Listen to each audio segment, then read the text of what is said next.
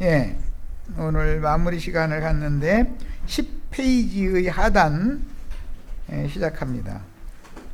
요한복음 15장 본문에서 말씀하시기를 하나님께서 포도원의 농부라고 하셨고, 그가 많은 열매를 맺게 하려고 가지들을 깨끗하게 하신다 그랬는데, 가지들은 지자들을 말한 것이고, 농부는 하나님이고, 포도나무는 예수님이라고 비유를 했어요. 그런데 포도나무 가지들은 지자들이에요. 이것은 나무로 비유하는 것은 사람을 나무 틀에 못 박아서 죽일 때 이렇게 사람을 팔을 벌려서 십자가에 죽이는 것은 나무 가지 이렇게 거기다가 사람이 다리와 두 다리와 양 팔은 벌리면은 나무 가지 이게 벌려놓은 거의 상징이잖아요. 원래 번제단에다가 제물을 태울 때는 제단 위에다가 벌려놓을 것이며 이렇게 돼 있죠. 그것 때문에 예수를 이렇게 팔 벌리게 만들어서 죽이는 거예요. 율법이 그렇게 정해 있기 때문에 이런 이치를 알아야 돼요. 세상에 대하여 양팔 못 박히고 양발 못 박히면 세상을 향해서 걸어갈 수도 달려갈 수도 없고, 뭐 세상 거 붙잡으려고 애쓴들 못 박혔는데 무슨 짓으로 붙잡겠어. 이게 상징이요. 그게 우리 형제 자매님들을 이처럼 죄에 대하여, 세상에 대하여, 율법 저주에 대하여 팔 벌리고 죽게 만든 거예요. 베드로 보고도 네가 늙어서는 팔을 벌리리니 이렇게 말했잖아요. 그게 제사법에서 나오는 용어예요. 번제단에다가 제물 속죄 제사를 드릴 때는 제물을 벌려놔라 이렇게 돼 있거든. 그게 뭐냐면 나의 옛사람 육에 속한 사람은 이 나무 틀에다가 이렇게 벌려서 못 박아서 죽이는 걸 상징하는 거예요. 뭐 얘기하다가 쭉 제사법까지 갔는데, 이번 일산 집회 오면 제사법을 좀 많이 다루려고 그래요. 우리 형제 자매님들이 기본적으로 제사법을 모르면 하나님 앞에 나가는 길을 모른다는 뜻이에요. 하나님 앞에는 빈손 들고는 절대 갈 수가 없는 거예요. 제물을 갖다 바쳐야 되는데 제사를 할 줄 알아야 되잖아요. 이제 소위 말하는 예배법이라는 말인데, 예수님이 사마리아 여자에게 예배법을 가르쳐 줬잖아요. 이렇게 예배할 때가 오나니 그러면서. 구약엔 짐승 잡아서 제사를 했는데 그건 모형이지. 그건 모형이고, 참된 영 안에서 진리로 예배할지니라 그랬는데, 진실된 예배를 해야 된다 이거예요. 위선적인 예배를 하지 말고. 자, 이제 나갑니다. 육체로는 죽임을 당하시지만 영으로는 살리심을 받아 성령으로 지자들의 영이 구속을 받아야만, 이거 깨끗게 한다라는 건 구속받는다는 거예요. 먼저는 피로 씻는 거예요. 무엇을? 신앙 양심을 씻는 거예요. 그 다음에는 물로 또 씻어요. 무엇을? 마음을 씻는 거예요. 그래가지고 최후로는 그의 삶을 바꾸게 만들어야 된다. 하나님의 제물로 살아야 된다. 우리는 그래서 너희는 산제물로 드려라 이러죠. 그러니까 구약시대에는 짐승을 죽여서 바치잖아요. 그러나 신약시대에는 살려서 바치는 거예요. 이게 산제물을 받으시는 하나님이지 살아계신 하나님이니까 죽은 제물을 받는 분이 아니다라는 것에 대한 이제 예배당 다니는 분들이 이런 말에 대한 이해가 없어요. 지금 제물을 죽여서 드리는 건, 짐승은 다 죽여야죠. 아담 세계에 속한 옛사람 죽여야죠. 그런데 영이 거듭나서 영이 살리심을 받은 새 영과 새 마음을 하나님 받으시게 바쳐라 이 말인데, 이런 거에 대해서 이해가 없으면 안 된단 말이에요. 아주 기초적인 제사법이요. 이게 제사법을 모르면은 하나님 앞에 나가는 길을 모르는 사람인 거예요. 그게 레위기를 거쳐야 하나님의 영광 앞에 나가는 길이 열리는 것이거든. 자, 그 다음에 깨끗하게 될 것이니 그 영으로 재림하여. 주님이 지금 재림하셨죠? 기독교는 주님이 재림을 안 하셨잖아요.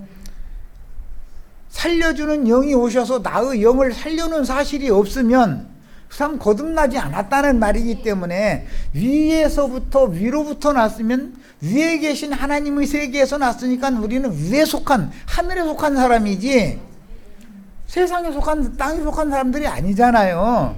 이런 말은 아주 기본적인 구속사의 진리인 거거든. 그런데 이런 그 구속의 기초, 털을 닦는 말씀을 앞으로 이제 많이 나눌 거예요.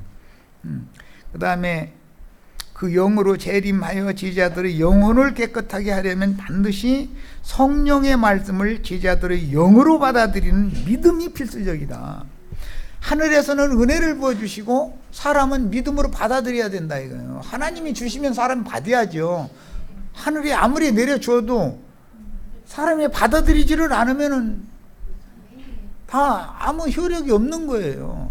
하늘에서 비를 아무리 내려도 비닐장판 갖다 딱 깔아놔둬 버리면은 소용없는 거죠. 사람이 마음문이 닫혀서 완고해지면 비가 흡수가 안 되는 것이거든. 자, 내 아버지는 그 동부다 그랬어요. 사람이신 예수님을 참 포도나무로 세우신 이는 하나님 아버지이시니 인자 예수의 아버지 즉 생명의 근원은 성령이 되신 하나님의 뜻을 논리적으로 표현하신 로고스. 이제 이 시간은 이 말씀이라고 하는 것을 좀 많이 이제 깊이 생각하셔야 돼. 하나님은 로고스지요. 태초에 말씀이 계시니라 그러는데 거기에서 나오는 말씀 호라고 하는 관사가 붙은 그 말씀이다 이게요. 그 말씀. 여호와라는 말은 태초부터 스스로 계신 자라는 뜻이죠. 태초부터 스스로 계신 분은 말씀으로 계셨던 거예요. 그래서 그분이 말씀으로 빛이 있으라 뭐 등등 말씀으로 우주 만물을 창조하셔서 말씀으로 붙들고 계시고 말씀으로 경영을 지금 하시는 중이단 말이에요. 그 말씀이 이루어지는 거예요 이제. 자, 그런데 신약의 새 창조도 사람을 구속하고 즉 피로 씻고 물로 씻고 거듭나게 만들고 하는 모든 것도 그리스도의 말씀으로 나가는 거다 이거야. 기록된 말씀은 로고스지만 그리스도의 말씀은 레마라고 그래요. 살아있는 말씀이다 이거예요. 살아있는 말씀.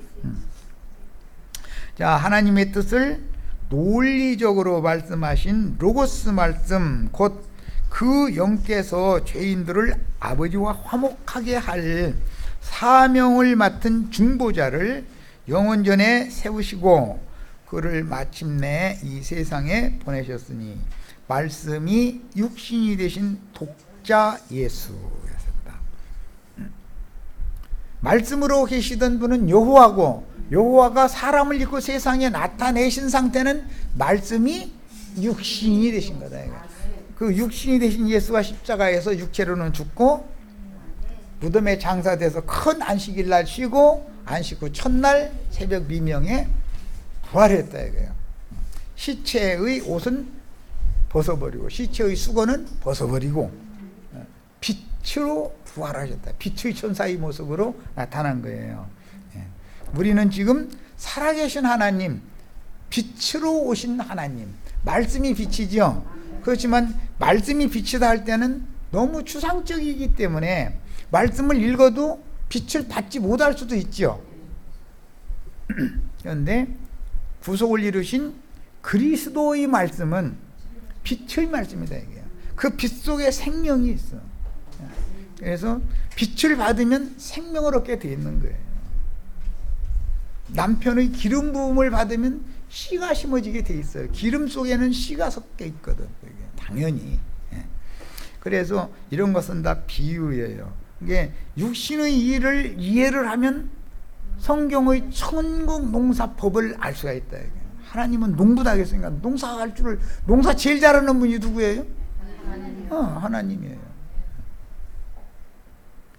그러니까 그 세상에서 땅에 농사하는 법도 모르는 사람이 목사 노릇하면 안 되는 거죠. 땅의 농사 동물도 하는 사람이 하늘의 농사를 어떻게 할 거예요? 이게 무슨 말인지 어떻게 알아서 할 거예요? 친히 그 아들에 대하여 증거하시기를 이는 내 사랑하는 아들이요 내 기뻐하는 자라고 하셨고 변화산에서는 마태복음 17장이죠. 세 제자에게 말씀하시기를 이는 내 사랑하는 아들이요 내 기뻐하는 자니 너희는 모세와 엘리야의 말을 들어라 저의 말을 들어라. 모세의 말, 엘리야의 말에 사람들이 놓지를 않으려고 그러죠. 엊그제 우리 말씀 나눈 사도행전에 보면 야고보는 모세의 말을 안 놓으려고 그러잖아요. 이 문제다 이거예요.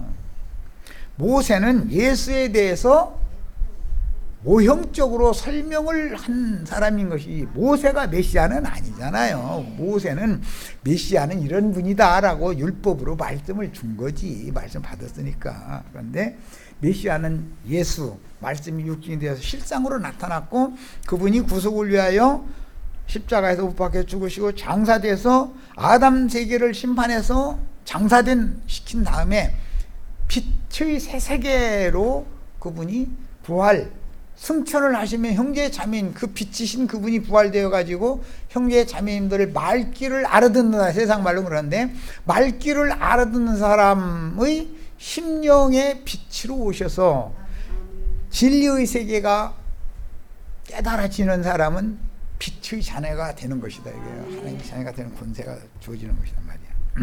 이제 그래서 하나님의 말씀이라는 건 들을 귀가 있어야 돼. 들을 귀가.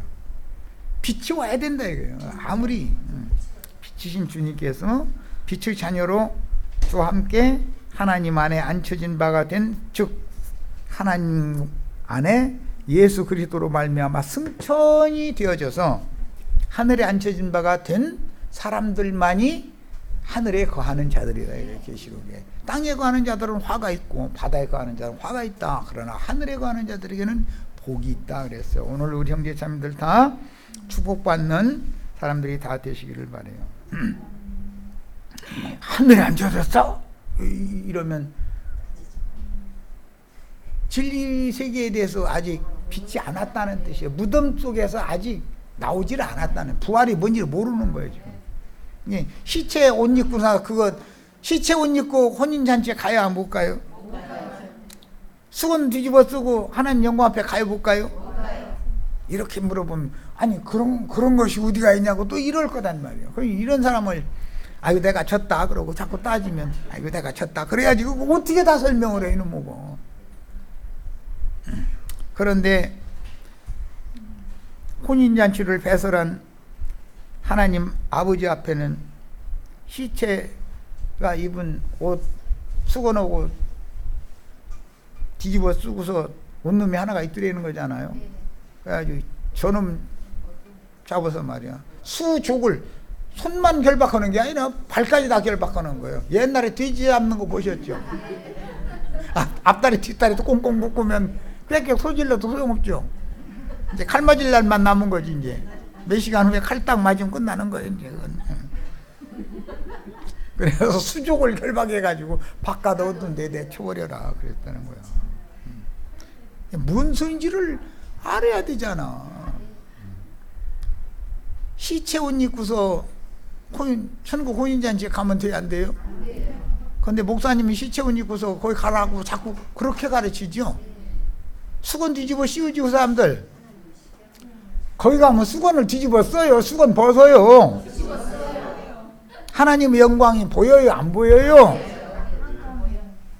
빛이신 하나님의 세계가 보여요? 예배당에 가면? 수건 너무 얇구만 이거 안 되겠다 야 하고서는 총담으로 만든 두꺼운 거 씌워줄게 하고서는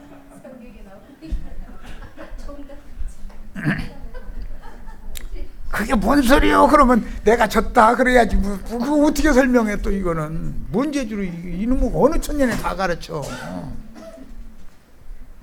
이렇게 말씀을 오해하게 하는 것이, 말씀을 틀리게만 가르치는 것이 마귀라고 생각하면 안 돼요. 오해하게 만들어, 빗나가게 만드는 거예요. 원래 죄라는 말은 빗나갔다는 뜻이지 잘못됐 그냥 완전히 틀렸다 이 말이 아니요.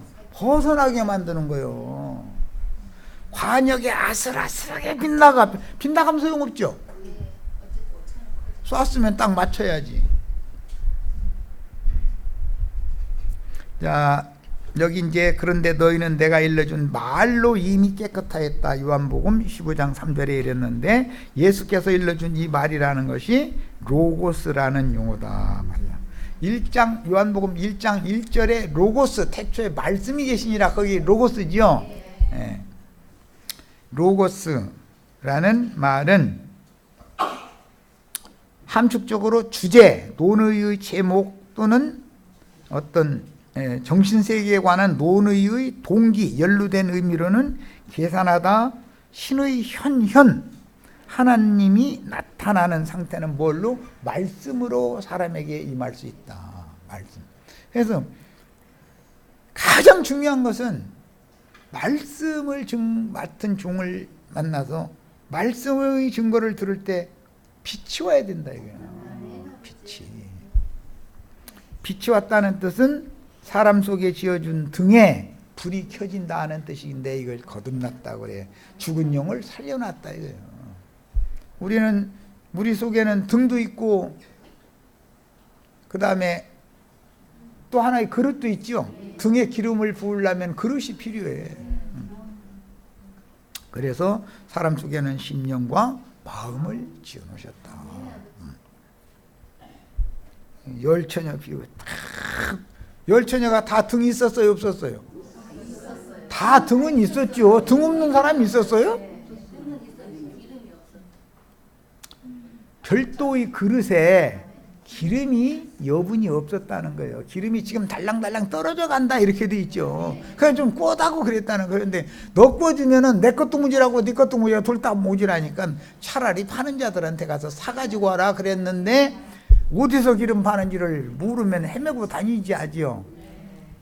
저기 저 성북구인가 도봉구인가 쪽에 하면 기름시장이 있어. 기름시장. 기름동 있어. 자 그럼 이제 우리 한 자매님한테 기름 부탁하셔.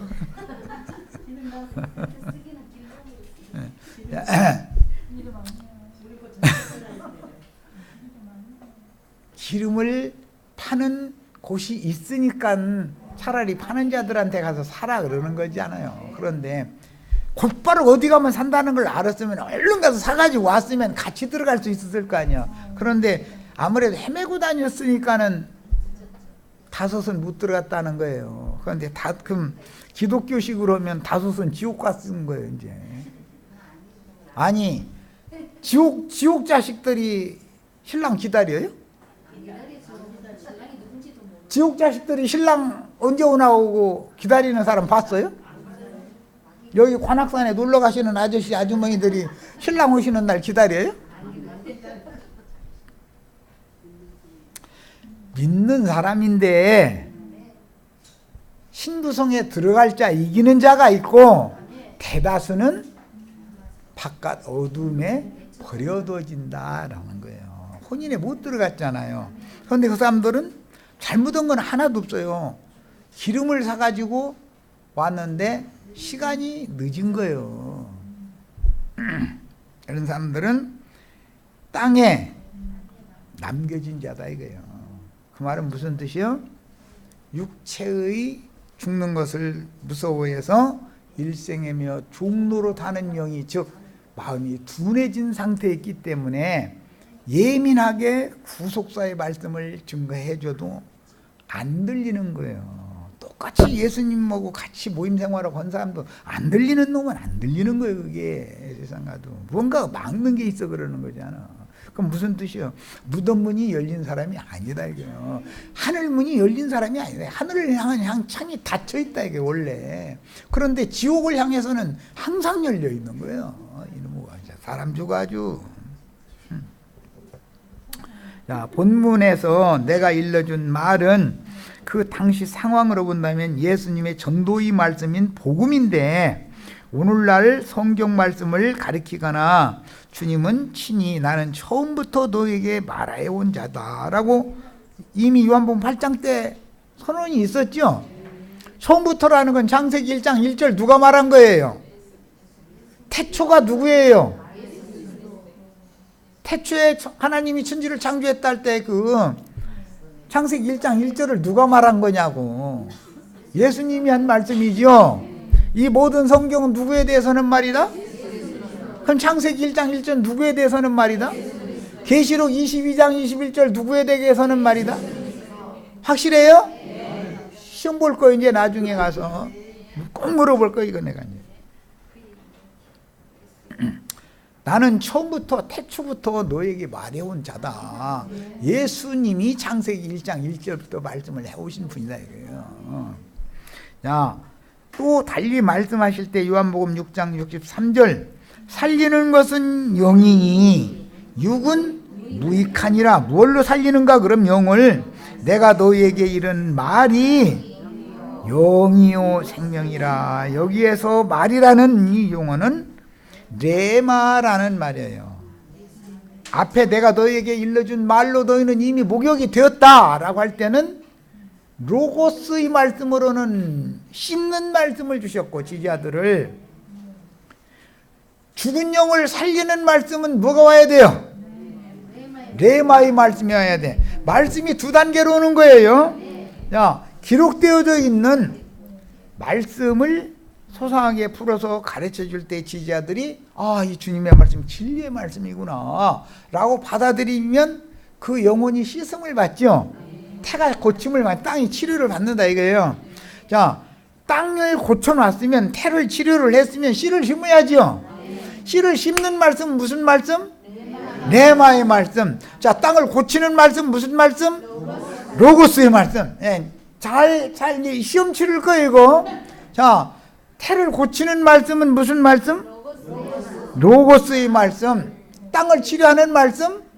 로고스의 말씀. 씨를 심는 말씀? 레마의 말씀. 예.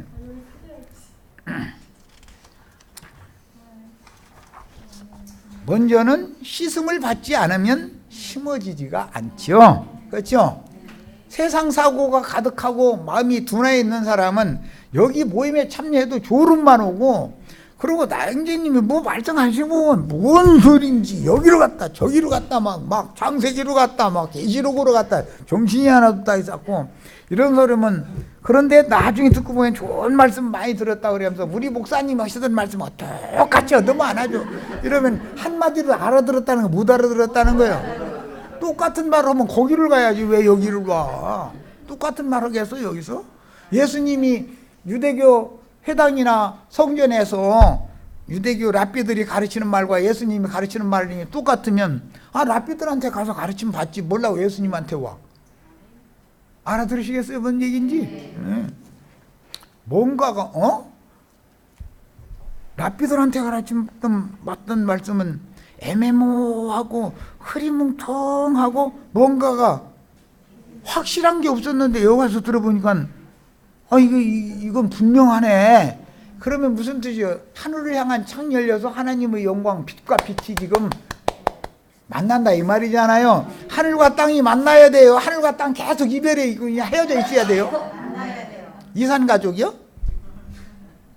예수님이 오시면 이산가족 합쳐지게 만들려고 오신 거죠.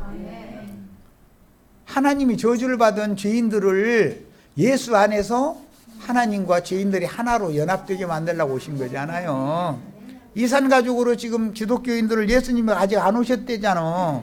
그럼 이산가족이에요? 합쳐졌어요? 남북통일이 영 안 돼. 이놈의 동네는 웬일인지 모르겠어.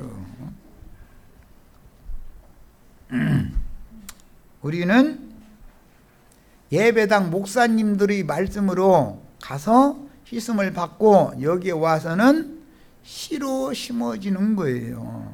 그런데 예배당 목사님들이 하는 말도 그 사람들은 구정물 갖다 씻어주니까 때꼽개가 더 껴.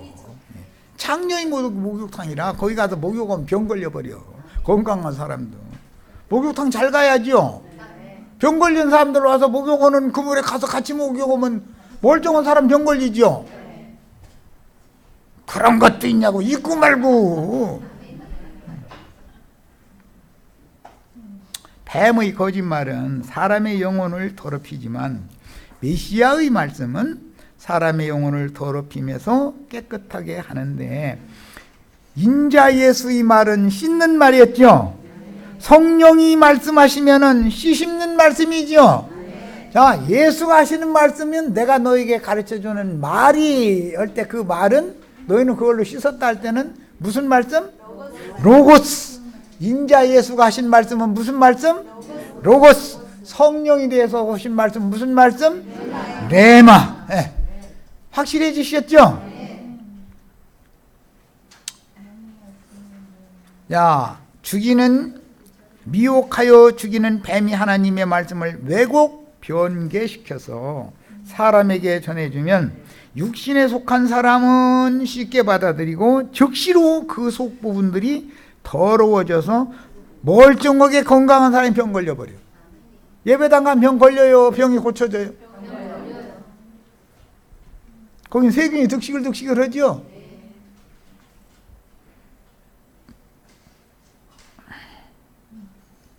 마귀가 보낸 독수리도 나무에 물을 주고 주님도 오셔서 물 주러 오셨죠? 내가 주는 물을 마시는 자는 영원토록 그 배에서 생수의 강이 넘쳐나리라. 뱀도 물 내뿜죠? 예수님도 물 내뿜죠? 똑같은 말씀인데 누구한테 가서 어떤 말씀을 들어야 사냐 이 말이에요.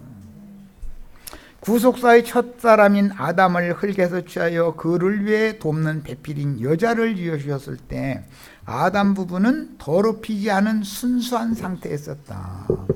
땅의 흙에서 사람을 지어놨을 때 뱀에게 미혹당하기 전에는 그릇이 깨끗한 그릇이었죠.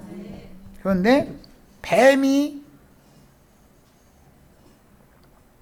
여자에게 접근을 해서 여자가 뱀의 말을 받아들이면 여자의 태에 더러운 병균을 옮겨놓는 연합을 맺는다 이거예요. 그러면 고쳐야죠, 태를. 그래서 태를 고치는 얘기가 나온 거예요. 땅에 저주가 임했죠, 그것 때문에. 그러면 땅이 치료를 받아야 되잖아요. 그 에스겔 37장에 보면 성전 중심에서부터 동문으로 조금 흘러나오기 시작해서 땅의 사방으로 흘러가는 그 물이 흘러가는 땅은 다 치료가 되더라는 거잖아요.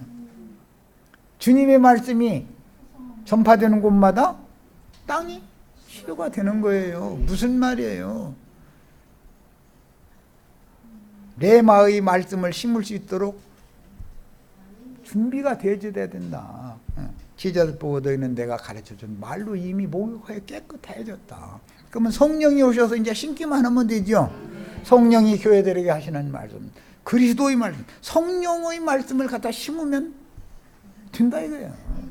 인자로 오신 주님은 밭갈이 한 다음에 고치러 오신 거예요. 땅을 치료하러. 치료하는 건 밭갈이 하는 건데 치료한 땅에, 밭갈이가 된 땅에는 말씀의 씨를 심은 거예요.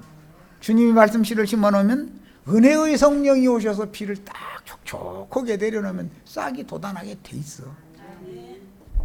은혜의 성령을 소멸하시지 말기를 바래요. 자, 그래서 메시아의 대속제사와 대속자의 피, 곧 생명의 말씀으로 양심을 씻고, 이건 피로 씻는 거예요. 다른 교훈의 더럽힘을 받은 혼을 부정으로부터 깨끗하게 할 필요가 있다. 마음도 부정한 마음이, 더럽혀졌던 마음이 깨끗게 바꿔져야 된다 이거예요.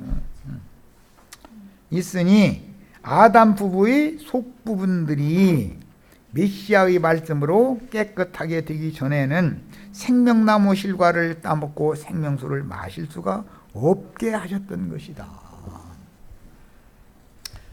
뱀의 말을 듣고 선악을 알게 하는 나무 실과를 따먹은 사람이 생명나무 실과도 또 따먹고 영생하는 게 하나님이 기뻐하셔요? 아니죠. 그럼 뱀의 말을 들으면 씻어진다 안 씻어진다? 모세의 제자들이 율법 가르침을 계속 가르침 받으면 속 부분이 씻어진다 안 씻어진다? 그런 사람들한테 성령의 말씀을 어떻게 듣겠냐 이거예요. 그 당시 모세의 제자를 자처하는 유대 교인들은 다른 교훈들로 그 속 부분들이 더럽혀져 있어서 하나님 말씀을 듣고 읽고 묵상해도 영생을 얻을 수가 없었으니 영혼을 더럽히는 선악을 아는 지식으로 더욱 혼잡해져 있기 때문이다. 사람의 속이 더러워지는 것은 말씀이 혼잡케 하는 말씀을 가서 가르침 받으니까 그런다. 그러므로 성경 예언대로 메시아께서 오셔서 더럽혀진 영혼을 씻는 영과 생명의 말씀으로 하나님의 뜻을 논리적으로 표현하신 로고스 말씀을 해석하여 레마의 말씀으로 메시지를 전해주셨고, 먼저는 로고스 말씀을 주시는 거예요. 그것을 자세히 풀어주시면 레마의 말씀이 된다. 제자들은 주님의 말씀으로 속부분들이 씻음을 받아 정결해졌지만, 모세의 지자를 자처하는 유대교 지도자들과 유대교인들은 뱀의 거짓말로 더럽힘을 받은 자신의 영혼을 씻으려고를 하지 않는다. 혼탁한 물, 하수물에 가서 병 걸리는 그 목욕탕에 가서 목욕하는 것이 훈련, 습관이 돼가지고 거기 가서 자기 병 걸려서 자기 영혼이 지금 죽어가고 있다는 거에 대한 의식이 없는 거예요. 차라리 세상 사람보다도 내가 더 중병 걸렸네, 이래 대한 의식이 없는 거예요. 참 보통 문제 아니죠. 요한복음 15장 4절로 6절 앞부분에 사용된 말씀의 내 안에 거하라라는 분부는 내 안에 원래는 머물라라는 뜻이다. 이미 있는 그 자리에 머물라라는 뜻이다. 이미 주 안에 있는 사람은 주 밖으로 떨어져 나가지 말아라 라는 말이에요. 그 다음에 헬라어에서는 있으면이라는 말을 머물라라고 같은 개념인 건데, 내 안에 거하라라는 분부는 내 안에 머물라. 머물라라는 말씀, 예수 그리스도께서 사람들 중에서 지자들을 택하여 은혜의 자리인 자신 안에 거하게 하신 그 자리, 곧 은혜의 보좌에 지자들이 주와 함께 있어야 할 것을 분부하신 말씀입니다. 우리는 주와 함께 지난 죄과들의 사면을 받아가지고 함께 하늘에 앉혀졌죠. 하늘에 앉혀졌다는 말은 은혜의 보좌, 은혜의 자리, 예수님의 영과 예수님의 마음에 나의 영과 마음이 거기에 함께 예수로 말미암아 아버지 영광 앞에 이르는 사람들이다, 그런 말이에요. 이해가 되시길 바라요. 너희가 내 안에 거하라, 그러면 나도 너희 안에 거하니라. 나로 말미암지 않고는 아버지께로 올 자가 없다. 또 내 안에 거하는 자는 내가 아버지의 안에 거하는 것처럼 너희도 내 안에 거하라, 이런 식으로 표현을 했죠. 그러니까 아버지의 영광의 자리에 함께 앉고 싶으면 어떻게 하면 돼요? 예수 안으로 가서 거하고 있어야죠. 거기 머물러 있어야죠. 구약 성경의 성막이나 성전의 지성소에 앉지 않은 언약궤의 뚜껑을 시은좌라고 그러죠. 이것을 속죄소라고도 하고, 양쪽에 두 그룹이 날개를 펴서 하나님의 영광을 가려주고 있기 때문에 그 영광의 그룹들 사이에서 대제사장이 1년 1차 지성소에 들어가서 영광의 그룹들 사이에서 말씀하시는 여호와의 음성을 듣고 나오는 거단 말이에요. 그런데 이런 축복이 구약시대에 아론 반차의 대제사장에게 임했었던 그런 축복이 멜기세덱 관찰을 따르는 예수 그리스도의 성령 안에서 형제 자매님도 오늘 하나님의 영광 보좌에 함께 가서 영광의 하나님의 음성을 들을 수가 있어야 된다. 하늘 음성을 들을 수가 있어야 된다. 세상 말로는 핏부림 받은 청결한 양심에서 말씀하시는 양심의 소리를 들을 수가 없는 사람은 구원받은 사람이 아니죠. 네. 양심의 소리를 들을 줄 알아야 돼. 그런데 죽은 양심의 소리는 잘 듣는데 구속받아서 핏부림 받아서 깨끗게 된 양심에 들려오는 음성은 안 들려. 그리고 그 소리는 육체적으로, 육은 손해날 말 그것만 하라고 지시하시죠. 핏부림 받은 양심 안에 들려오는 음성이 영에게는 유익하지만 육신에게는 제일 싫은 소리만 하잖아요. 자, 하나님의 영광의 보좌는 예수 그리스도의 영을 의지하면은 모형이었고, 지자들의 영은 주님의 영과 연합된 상태로 거함으로 주님의 은혜 안에 계속해서 머물러야 했던 것이다. 예수 그리스도의 영이 구속받은 참 지자들의 은혜의 보좌이다. 속죄소는 예수님의 영을 말하는 거죠. 새 하늘이라는 것은 예수님의 영을 말하는 거예요. 새 땅이라는 것은 예수님의 마음을 말하는 거예요. 처음 하늘이라는 건 첫 아담의 영을 말하는 것이고, 저주받은 땅이라는 건 아담의 마음을 말하는 거예요. 우리가 다 아담의 영과 아담의 마음 안에 연합되어 있었죠. 그러다가 이제 거기에서 첫 아담하고는 이별해야지요. 옛 남편하고는 이혼해야지요. 새 남편한테 재혼을 해야지요. 예. 이렇게 쉽게 얘기해도 뭐 이상한 소리만 한다고 하면 나도 어떻게 보죠. 이런 방법으로나 제자들이 아버지 안에 거하시는 주님 안에, 주님은 제자들 안에 거하심으로 함께 하나님 안에 머물 수가 있으며 구속하신 제자들을 통해서 하나님의 집으로 세워지는 것이다. 우리는 건축헌금 내서 큰 예배당 세우러 다니는 사람이에요? 아니에요.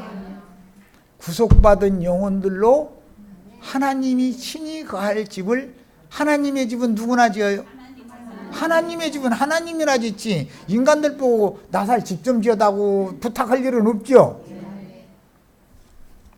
우주 창조를 이렇게 하는 거다 이거예요. 교회는 새로운 창조물들이 모인 새 우주다 이거예요. 자, 아브라함과 다윗의 자손 예수의 족보에 대해서 이제 말씀을 읽고 마칠 겁니다. 역대상 3장 4절로 5절. 이 여섯은 헤브론에서 나왔더라. 다윗이 헤브론에서 7년간 왕노릇했죠. 그런데 그동안에 6 아들을 낳았어요. 다윗이 거기서 7년 6개월을 다스렸고 또 예루살렘에서 33년을 다스렸으며, 그러니까 도합은 40년 6개월을 다스리는데 다윗이 그러고 죽죠. 그런데 헤브론에서 유다 지파의 왕만 되는 때가 7년 6개월이 지나서 온 이스라엘의 왕이 되어져 가지고, 즉 압살롬의 반역을 평정한 다음에 33년을 더 왕노릇 하다가 죽었다 이거예요. 이것은 육체로 오신 예수는 헤브론에서 왕노릇 한 거죠. 유대인들이 왕으로 오셨죠. 육신으로 오신 예수는, 성령으로 오신 예수는 온 이스라엘이 왕으로 오셨다 이거예요. 우리들도 포함할 수 있는 거예요. 여기에서 33년을 왕으로 하는 비유예요.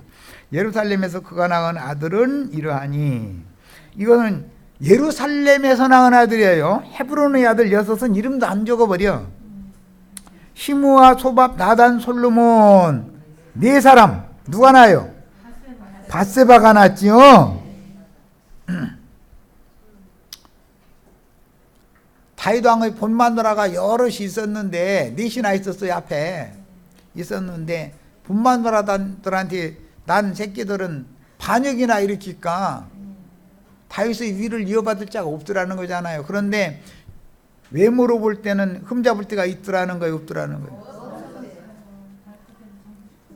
목사님들 흠잡을 때 있어요, 없어요? 교황님 흠잡을 때 있어요, 없어요?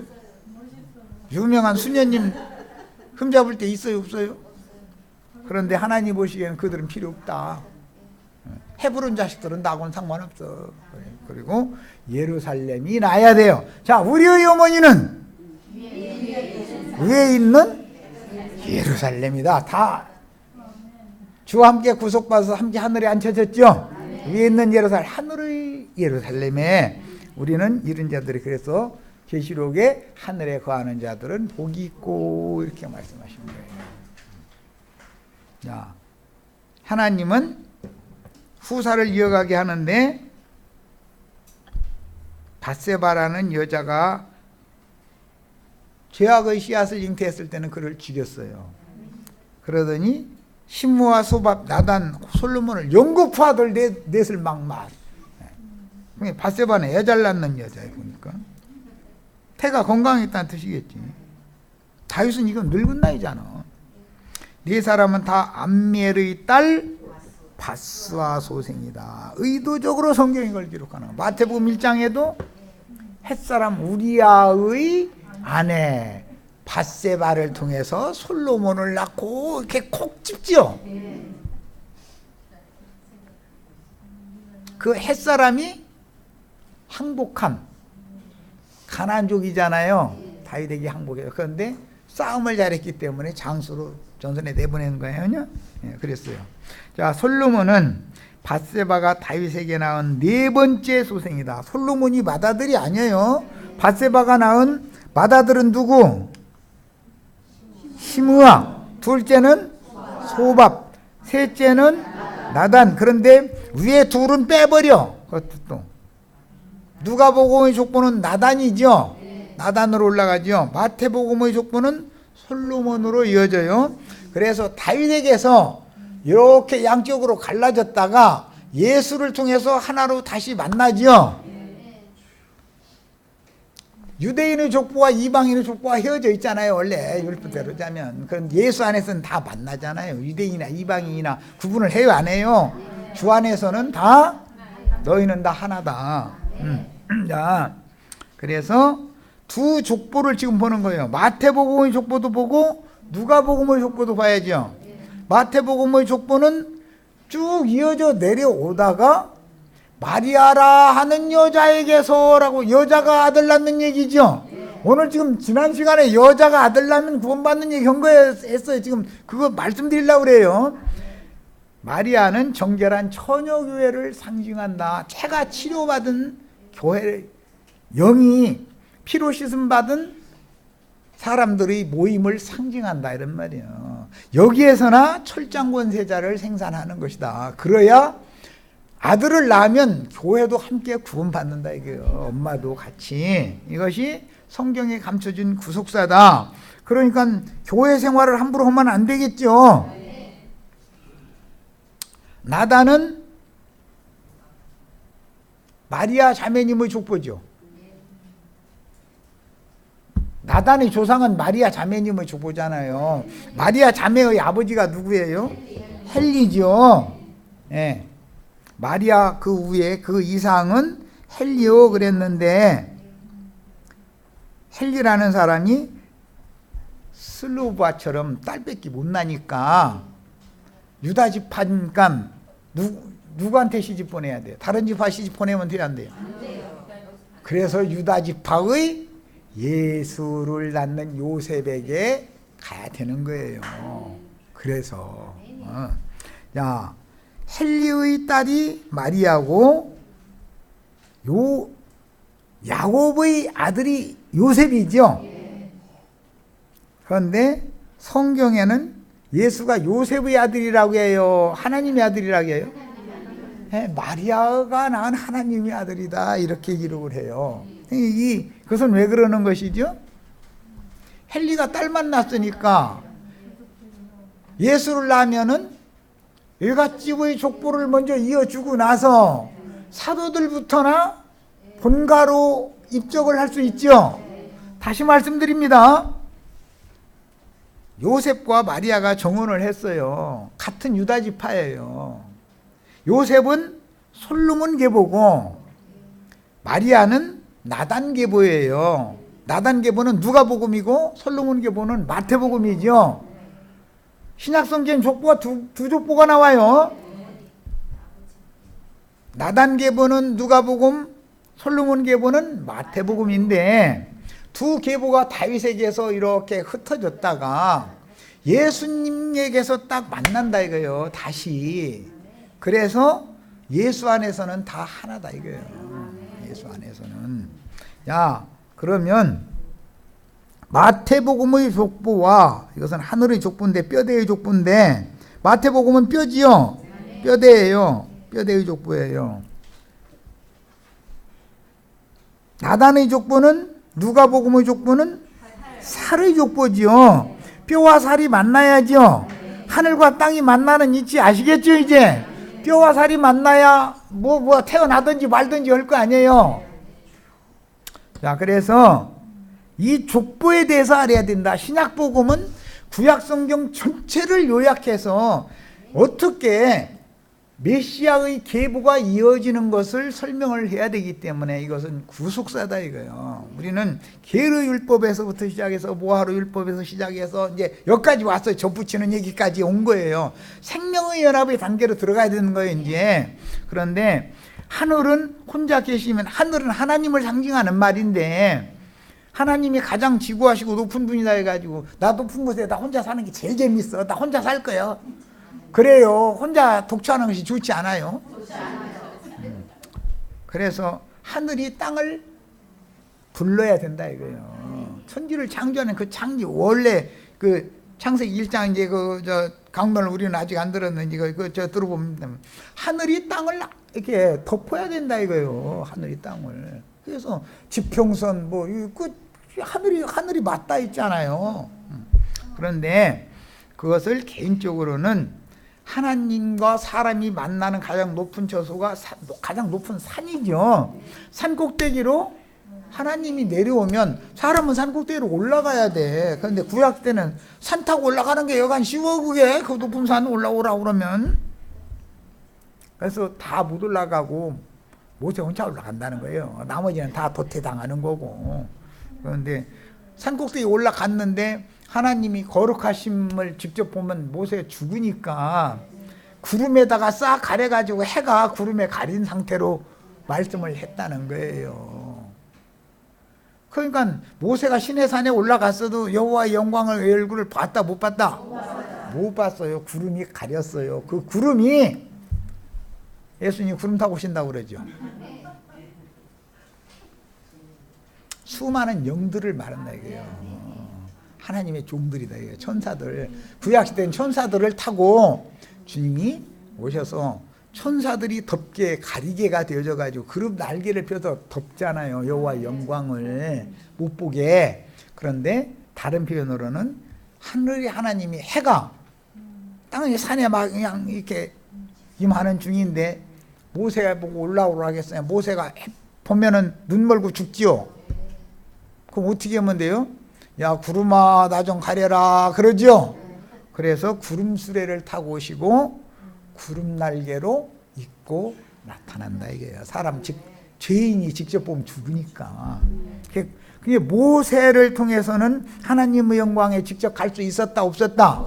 없었어요. 그런데 예수를 통해서 나로 말미암지 않고는 아버지께로 올 자가 있다 없다? 모세를 통해서 간다 못 간다? 엘리야를 통해서 간다 못 간다? 나도간 형제를 통해서 간다 못 간다? 확실해요? 시험 치를 거야 이제 이거. 야 솔로몬은 밧세바가 다윗에게 낳은 네 번째 소생이었으니 모세와 엘리야가 운을 띄워주고 이치를 가르쳐 줄 때 성령이 오셔서 확실하게 해석해 줘야 확실하죠. 나도 한 형제한테 여기서 말씀 받아도 성령이 오셔서 저 형제님 무슨 소리를 하는지 성령이 가르쳐 주셔야죠. 계시가 필요해요. 다 나도 한 형제한테 말씀 가르침 받은 걸로 끝내지 말고 각자 묵상하셔서 계시를 꼭 받으셔야 되겠어요. 성령이 직접 가르쳐야 하나님의 영광 앞에 형제 자매들을 세울 수가 있어요. 나는 중간에 중매하는 길잡이 노릇만 해주는 거예요. 길잡이 노릇. 주님께로 가는 길을 이 길로 가야 맞습니다. 내가 이 길 확실히 압니다 하고 누가 길을 안내해 주는 사람이 있어야 되잖아요. 시골에서 길 물어보면 시골 사람들, 이건 충청도 사람들만 아마 그런 것 같아. 저쪽에요? 고개로 이래. 저쪽으로 가래. 한참을 이제 가는 거야. 가다가 누가 하나 이제 애써도 만나면 어디 간다 그러면 저쪽으로. 그럼 이제 하도 그래서 얼마나 남았어? 몇 발짝 안 남았어요. 발짝으로 세도 몇 발짝이 안 되는데 근데 수도지가도 안 나와. 그냥 다 가서 물어보니까 잘못 오셨는데요. 돌아가셔서 이렇게 오다가 중간 어디로 들어가야 되는데 이러면 성질나죠. 모른다고 해야 돼. 저쪽에 이러면 돼요. 목사님들 자대 다니면 길 안내를 바르게 해줘요. 저쪽에 그래요.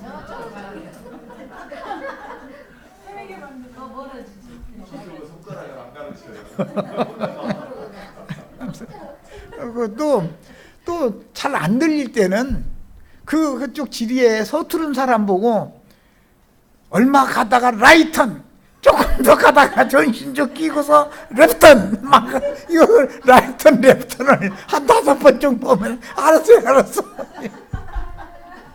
머리 아프죠?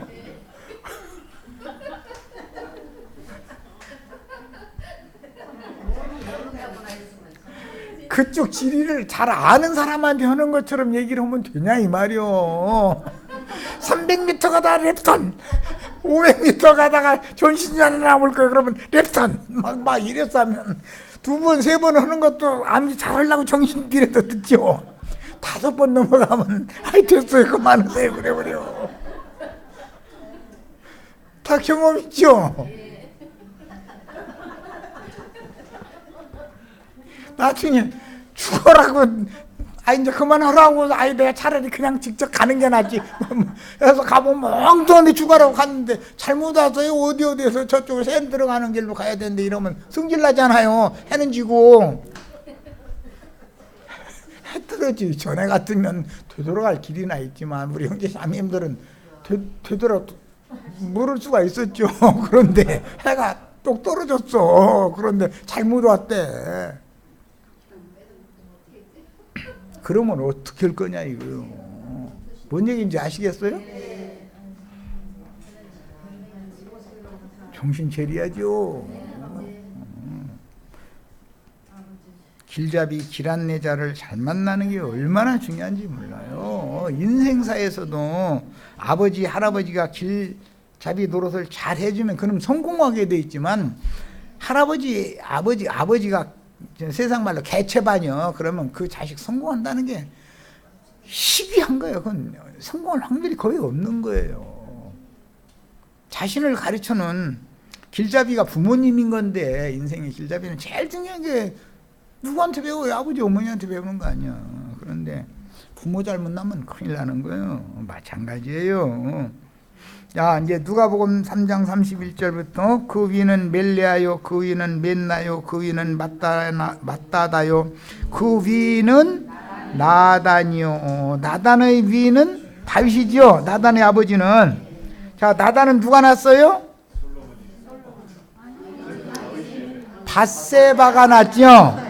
밧세바가 4아들을 낳는데 4아들 중에 나단은 몇째예요? 확실해요? 네. 나 머리 나빠서 안개 잘 못해요. 이것은 안겨셔야 돼. 이것은 4아들을 주셨는데 쓰시기는 둘만 쓴다. 그런데 셋째와 넷째 되도록이면 말째 쪽으로 가면 쓰지 않는 날이 벌어지죠. 첫째 쪽으로 가면 쓰지 맞으려다가 망쳐 들어버려. 성경은 참 기가 막히게 해놨어. 아주 시므아와 소밥도 밧세바가 낳았잖아요. 그런데 하나님이 보시기에는 아직 부정이 완전히 깨끗이 씻어진 여자가 난 거다. 아직도 육의 욕심이 아직도 살아있고 아직도 뭐 말씀 아무리 해도 그래도 그렇지 사람이 세상에 욕을 입고 사는데 막 이렇게 나가면 알았어 새끼 낳아도 필요 없어 이런다 이 말이요. 이해되셔요? 밧세바에게 아들을 넷을 주시는데 소압까지는 여전히 육의 자녀를 낳더라 이거예요. 그 다음에 나단 이후에 솔로몬 둘은 영의 자녀를 낳아서 하나님이 영이신 예수 그의 족보에 딱 들어가게 만들더라는 거예요. 재밌죠? 족보를 모르면 성경 모르는 사람이요. 괜히 어디 가서 침튀기고 아는 척하면 안 돼. 족보 이야기하면 머리 아프다고 이러면 그래가면서 성경 아는 척하면 안 돼요. 하나님의 족보를 아는 것이 얼마나 중요한지를 알아야 돼. 우리가 하나님의 권속이 틀림없어요? 하늘에 기록이 됐어요? 그러면 내 족보는 알고 살아야 되잖아. 자, 마태복음 1장 5절로 6절을 읽습니다. 누가복음 3장 23절 안 읽었구나. 이건 좀 중요한 구절 아니면 예수께서 가르치심을 시작하실 때 30세쯤 되니라. 다윗이 왕위에 오를 때 몇 세 때? 요셉이 애굽 총리 될 때 몇 세 때? 제사장이 성수에 들어가는 나이가 몇 세? 확실해요? 사람들이 아는 대로는 하나님이 아시는 대로가 아니에요. 사람들이 아는 대로는 예수가 요셉의 아들이죠. 하나님이 아는 대로는 하나님의 아들이죠. 너는 내 아들이다.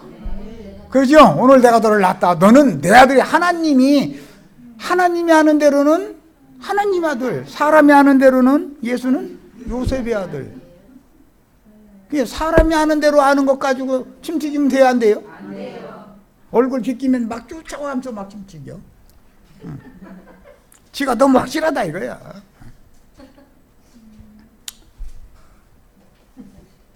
그리고 나서 사람들이 아는 대로는 예수가 요셉의 아들인데, 요셉의 위인은 요셉의 아버지죠. 그러니까 누가복음에 말하는 요셉의 아버지는 누구예요?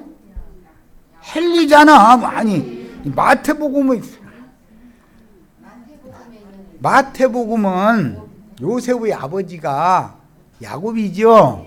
그러나 누가복음에는 나단계보로 가면은 요셉의 아버지가 헬리라고. 헬리, 요셉의 아버지가. 예수님의 할아버지가 헬리죠. 육신대로는 외할아버지잖아요. 그런데 예수는 외할아버지 집의 계보를 이루어왔다 이 말이요. 먼저 예수님의 동생들은, 그 이후는 네 것이다. 예수님의 동생들은, 주의 동생 야고보 등은 유대교의 계보를 잇잖아요. 이해돼요? 그래서 요셉의 위는 헬리오 이 말은 사람들이 아는 대로는 예수님의 외할아버지는 헬리다 그 말이에요. 하나님이 아시는 대로는 예수가 누구라고요? 하나님의 아들이죠. 네, 요셉의 아들이 아니에요. 요셉의 아들이면 성경이 맞아요, 안 맞아요? 처녀가 아들을 낳는 말씀이 이루어져야 안 이루어져요? 예수님의 아버지가 요셉이면 말씀이 안 이루어지죠. 자, 마태복음 1장 5절로 6절을 봅니다. 살몬은 여호수아 시대에 가나안 땅에 정탐으로 갔던 유다의 군장이죠. 누구에게서? 이 랍이라는 사람은 어느 성에 있던 사람이죠? 여리고 성의 창녀였었어요. 창녀도 구원받아? 예수님은 세리와 창녀의 친구죠. 창녀가 깨끗해요? 바리새인이 깨끗해요? 창녀는 내가 가르쳐주는 말로 너는 깨끗함을 받았다. 제자들이 되었죠. 제자에게다 창녀에게 내가 의도적으로 하는 거예요. 지금 너희는 내가 가르쳐준 말로 이미 목욕해서 깨끗해졌다. 그러니까 이제 성령이 오셔서 말씀씨를 심으면 좋은 열매를 많이 맺으면 된다. 이래요. 그런데 라합이라는 여자가 창녀였었는데, 창녀 때 애 낳으면 돼요, 안 돼요? 창녀가 애 낳으면 창녀 노릇 해먹어요, 못 해먹어요?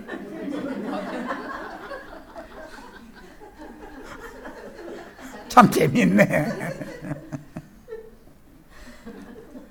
가나안 7 족속이, 창녀는 사람이 다 돈으로 보이죠. 가나안 7 족속 누구든 지나가는 아저씨 돈만 내고 오케이. 돈만 내면 오케이예요.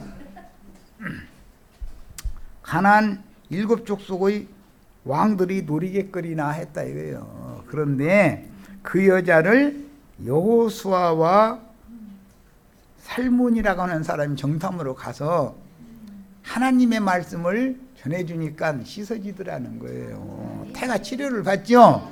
그러면 한 남편에게 시집가야죠. 유다 지파에게로. 살몬에게 시집가서 누구를 낳았어요? 보아스를 낳았어요. 참, 뭔 예수님 족보가 이렇게 지저분한 놈의 족보요. 그러면 알고 보니까 예수님이 할머니가 창녀네. 맞아요, 틀려요?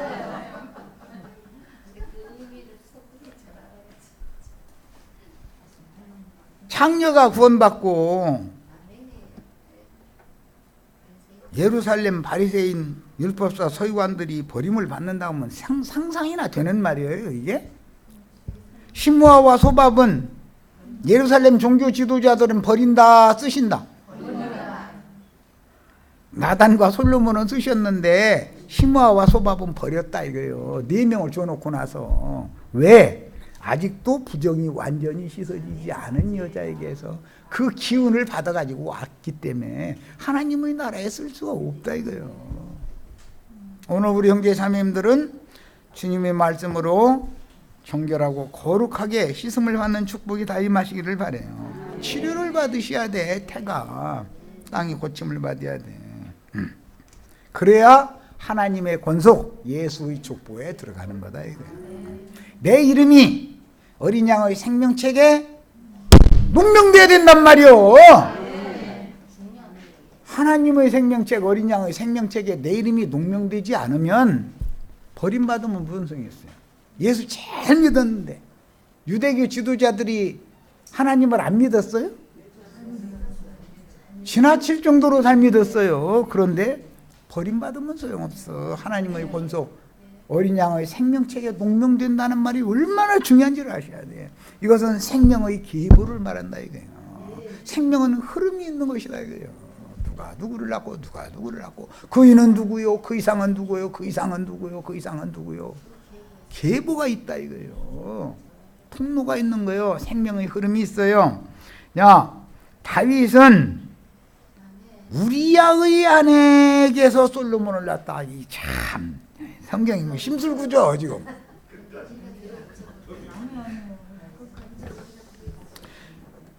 아직 우리야의 아내라는 말을 버리지 성경이 버리지 않는다라는 말은 우리야는 충직한 종이었다 이거예요. 가나안 족속이지만 다윗 왕에게 항복을 했다 이거예요. 귀화했다 이거예요. 이스라엘에. 네. 계류율법이 적용된 사람이죠.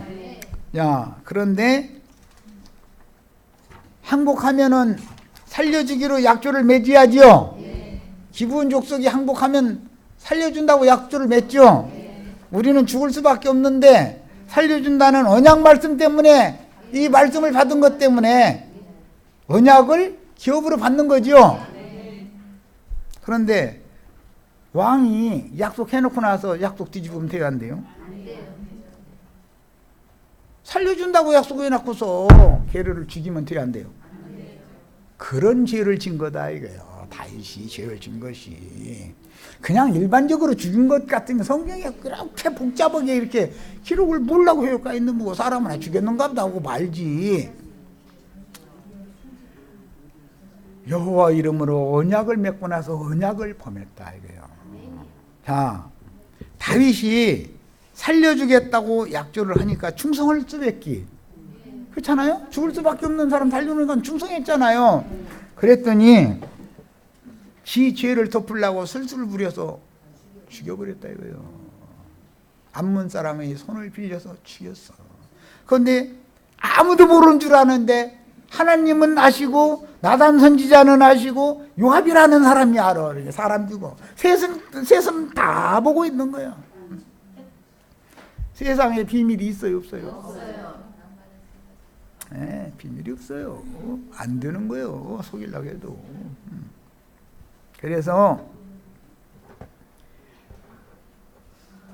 항복하면 살려주겠다고 해서 항복을 했더니 그놈을 갖다 자기 죄를 덮겠다고 계류를 언약을 맺어서 귀화한 가나안 족속인데 그를 술수로 죽여버렸어. 하나님을 일 땐 이게 너무 괘씸한 거예요. 좋아, 너 그래? 내가 너 살려준다고 약속했다가 나도 내 말 뒤집어 버릴 거야. 너 이놈 한번 당해봐. 하나님이 이미 나단 선지자를 다윗이 범죄하기 전에 보내서 내 위를 끊어지지 않게 해주실 것이며 네가 아내가 필요하면 더 줄 것이며 땅이 필요하면 더 줄 것이며 네가 필요한 모든 건 내가 다 해줄 거다.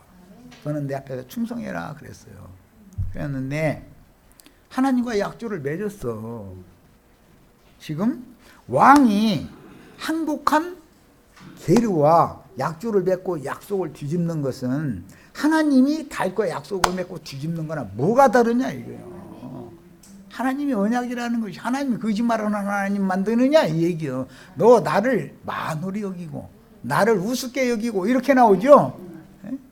햇사람 우리아를 네가 죽였냐? 거기 보면 나를 마누리 여겼다는 거예요. 나를 가볍게 여겼다, 마누리 여겼다 이 말이요.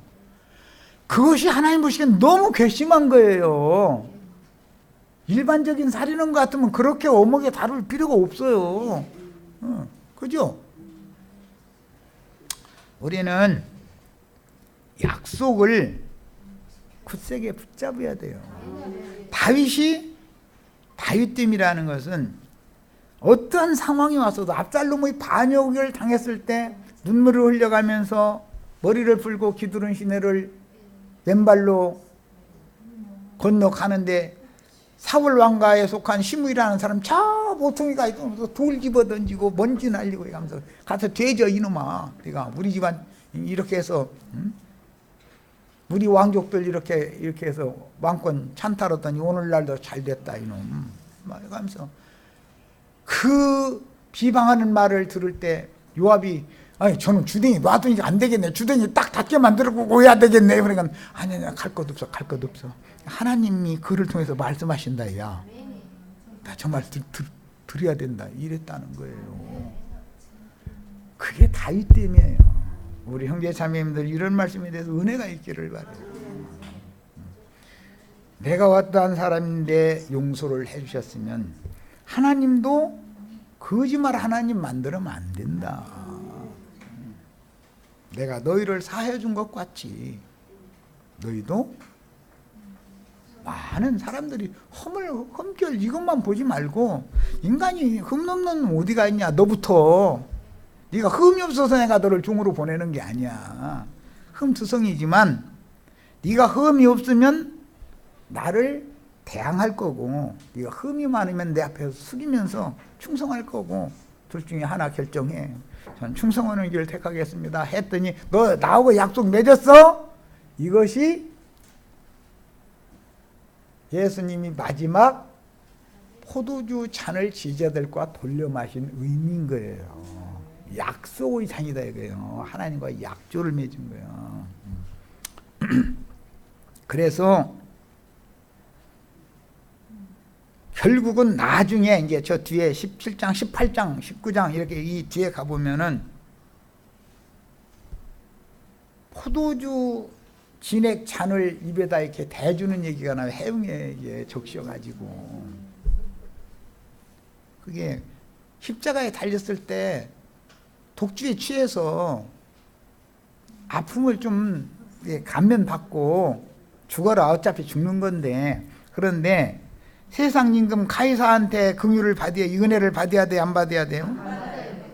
하나님의 은혜만 구해야죠. 그래서 이건 내가 감당해야 돼. 몸으로 이건 땜빵 해야 된다. 그래서 그 해웅에 묻힌 포도주를 안 마신 거예요. 몸으로 다 당한 거예요. 자, 그러면 예수님이 이렇게 몸으로 고난의 잔을 마신 것은 오늘 우리에게 이게 위임이 됐다는 말이야. 다윗이라는 사람이 이뻐서 그에게 위를 계속 이어가게 한 게 아니에요. 하는 짓거리 보면 내가 하나님이랑 벌써 죽여버렸어. 나의 오름대로 하자면. 그런데 하나님이 범죄하기 전에 다윗과 맺은 약속이 있기 때문에, 범죄 전에 약속을 했잖아요. 하나님이 내가 그때 약속하지 말까 이런 놈인 줄 알았으면 내 약속 안 할 걸. 하나님은 후회하는 법이 없는 분이다 이거예요. 그럴 놈인 적을 다 알면서 약속을 하셨지 하나님이 그걸 뭘로 하셨을 리가 있겠어요? 그런데 나중에는 그가 범죄를 하게 됐고 그 범죄에 대해서 하나님은 공의롭게 치리를 하셨고 남은 인생을 사탄의 사자를 그에게 붙여서 몸으로 땜빵 해가면서 속죄해가면서 남은 인생 살아 이렇게 했다는 거예요. 우리 형제 자매님들 주님 앞에 오늘 큰 은혜를 받는 말씀을 나눴는데 남은 생에는 속죄해가면서 남은 인생을 살아야 돼요. 그것이 하나님과 맺은, 주님과 피로 맺은 언약을 내가 성실하게 충성스럽게 지키는 방법이다 이거예요. 이게 길이다 이거예요. 내가 곧 길이요 그럴 때 아버지의 영광 앞에 가는 길이요. 여기까지서 마칠 겁니다. 네, 마칩니다.